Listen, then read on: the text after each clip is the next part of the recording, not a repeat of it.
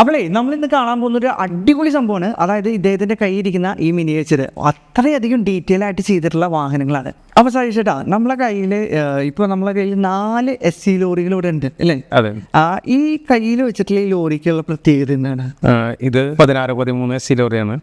അതുകൂടാതെ ഇതിന്റെ മൺകാട് തന്നെ വീതി കൂടിയ ഒരു മൺകാടാണ് ഈ പുതിയ മോഡലിൽ വരുന്നത്. നമ്മളിവിടെ ടയറൊക്കെ നോക്കുമ്പോഴേ ഈ ടയറിന്റെ നെട്ടും ബോൾട്ടൊക്കെ അതുപോലെ തന്നെ ആ ടയറിന്റെ നമ്മളെ ആ ഡിസ്കിന് വരുന്നൊരു ഹോളൊക്കെ ഉണ്ട്. ഇതൊക്കെ വളരെ പെർഫെക്റ്റ് ആയിട്ട് ചെയ്തിട്ടുണ്ട്. നമ്മൾ ഈ നെട്ടും ബോൾട്ടിന് എന്തോ ഉപയോഗിച്ചിരിക്കുന്നത്? ഈ സാധാരണ ഇലക്ട്രിക്കൽ വയറാണ് സാധാരണ ഞാൻ യൂസ് ചെയ്യുന്നത്. കട്ട് ചെയ്തിട്ടാണ് ഇങ്ങനെ ആക്കിയിട്ട്. അതെ അതെ. ഇനി നമ്മളിപ്പോ ലോറിയുടെ ഫ്രണ്ടിലേക്ക് വരികയാണെങ്കിൽ ഇവിടെ ഒരു ചെറിയൊരു സംഗതി ഉണ്ട്. അതായത് നമ്മൾ ഈ ലോറി പോകുമ്പോൾ ഇങ്ങനെ കിടന്ന് ഇങ്ങനെ ആടും അല്ലേ?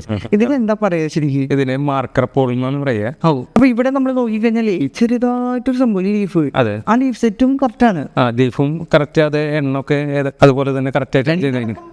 അതെ അതെ അതെ, ഒന്നും കുറച്ചിട്ടില്ല.